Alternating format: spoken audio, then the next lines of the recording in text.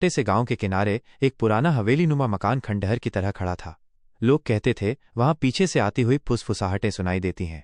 कोई भी रात में उस हवेली के पास जाने की हिम्मत नहीं करता था। 4 दोस्त राहुल, सीमा, करण और पूजा ने हिम्मत करके हवेली में जाने का प्लान बनाया।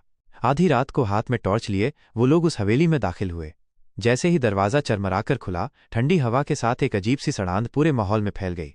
दीवारों पर खून जैसे धब्बे थे और हर कोने से चूहे भाग रहे थे।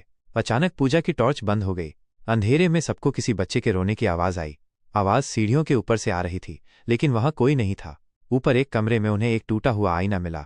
राहुल ने आईने में झांका, लेकिन उसका चेहरा वहां नहीं था। उसके पीछे खड़ा एक काला साया मुस्कुरा रहा था। उसी पल आईना अपने आप टूट गया और राहुल की आंखों से खून बहने लगा। जब सब डरकर भागने लगे तो बाहर जाने का दरवाज़ा खुद ब खुद बंद हो गया। हवेली में अचानक हजारों कदमों की आवाज़ गूंजने लगी, जैसे कोई अदृश्य सेना उनकी तरफ बढ़ रही हो।